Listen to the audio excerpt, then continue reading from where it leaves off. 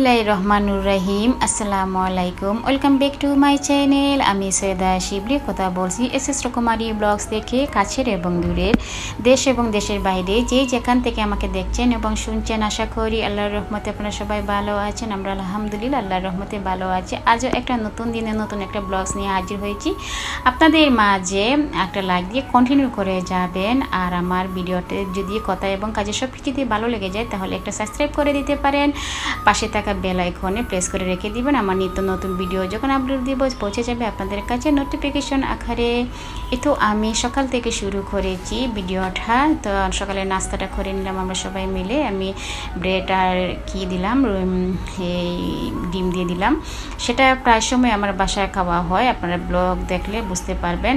আর এরপরে আপনাদের বাইরে চলে গেছিলো বাজারে, মাছ নিয়ে এসেছে। তো ঘাস কাপ না মিরখার মতন যে মাছগুলো, সেই মাছটা নিয়ে এসেছে। ঘাস কাপই বলে মাছটা, অনেক বড় মাছটা ছিল। সেটা কেটে কুটে নিয়ে এসেছে। আমি তো মাছ কাটতে পারি না, আসলে অনেক কিছুই আমি পারি না, মাছ কাটতে পারি না। সেই জন্য মাছ কেটে নিয়ে আসা হয়। মাছগুলো কেটে নিয়ে এসে আমি ক্লিন করে নিয়েছি, পরিষ্কার করে নিয়েছি পানিতে ধুয়ে। এখন ভাগ করে নিব একটা একটা করে। আমরা হচ্ছে 4 জন মানুষ, দুপুরের জন্য রাত্রের জন্য আমরা 8টা করে পিস দিবে, কারণ আমি রাতে তো খাই না, সেই জন্য 7টা পিস দেওয়া হবে। 7টা করে পিস আমি রেখে দিব। এইভাবে এই মাছগুলা পিস করে তারপরে ভাগ করে রেখে দিব। আমি পলিথিনে করে রেখে দিব।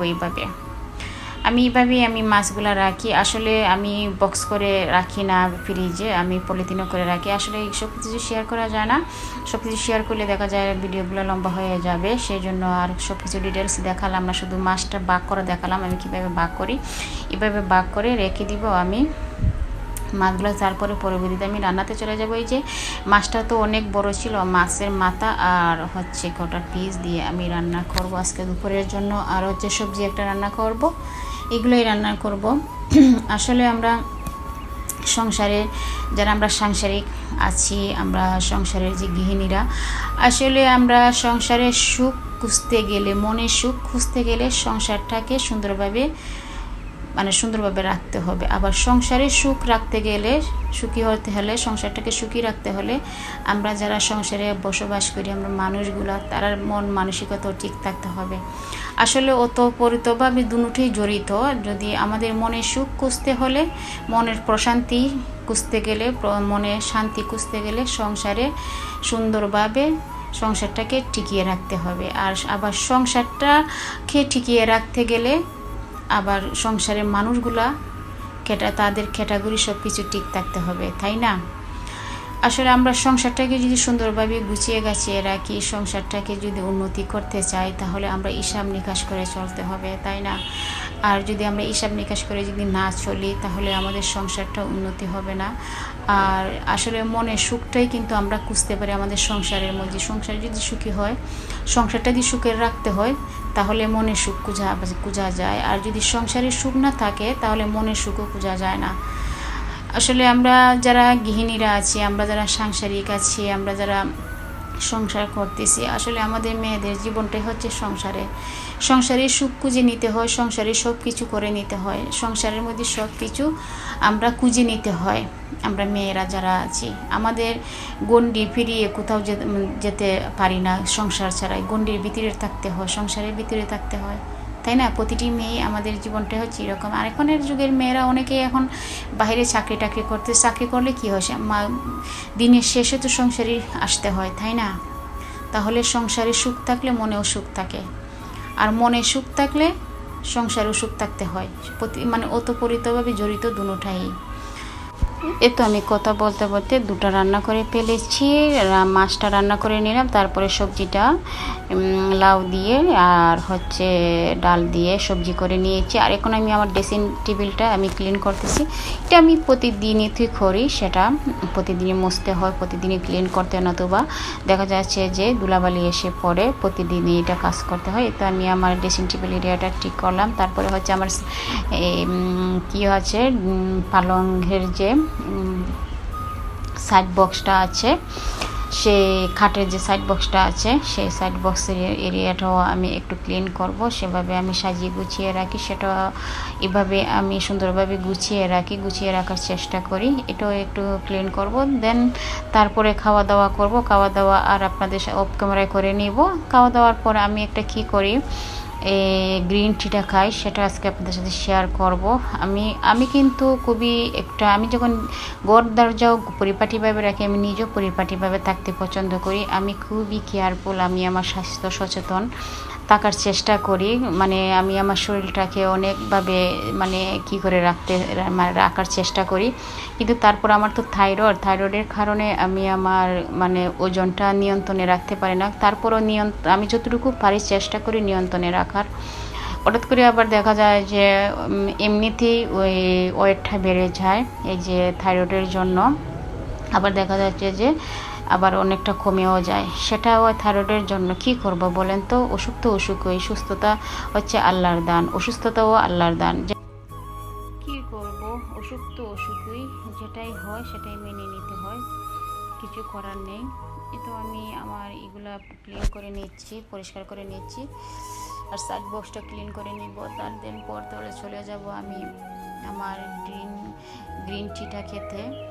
আমি তো দুপুরের খাবারের পর গ্রিন টিটা খাই, সেটাও আপনাদের সাথে শেয়ার করব।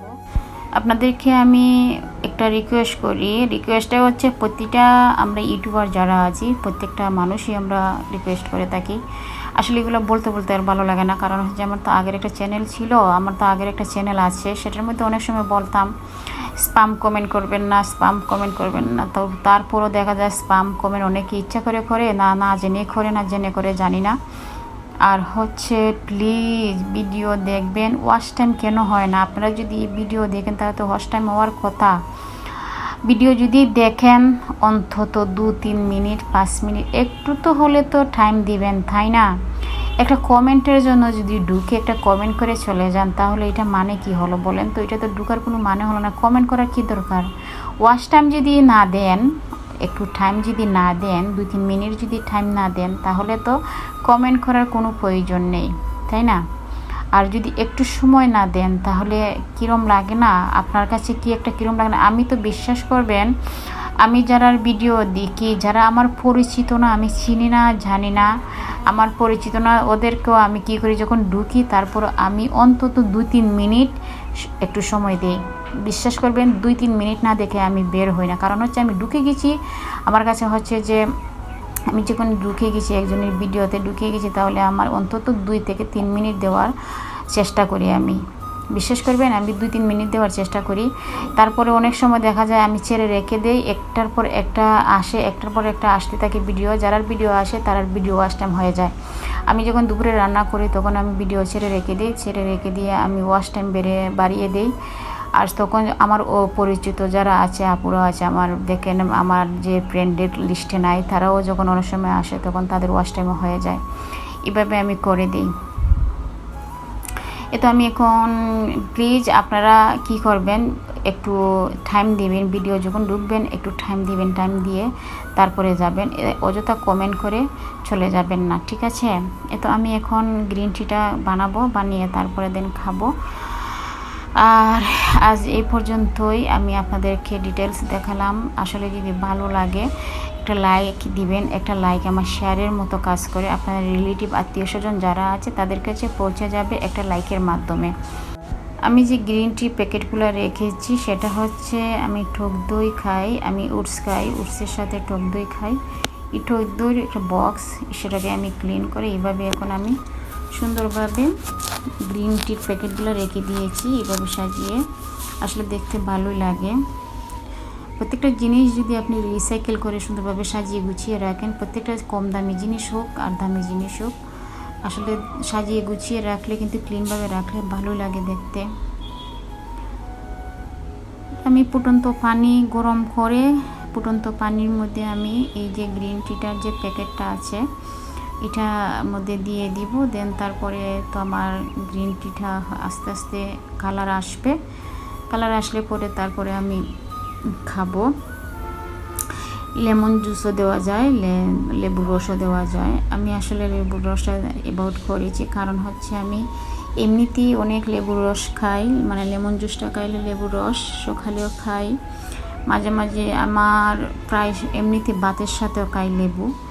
সেই জন্য আর অতিরিক্ত লেবু খাওয়াটা কিন্তু ভালো না শরীরের জন্য, হাড়ের জন্য ভালো না। অতিরিক্ত ভিটামিন সি কিন্তু শরীরের জন্য খারাপ, অতিরিক্ত কোনো কিছুই তো ভালো না, তাই না?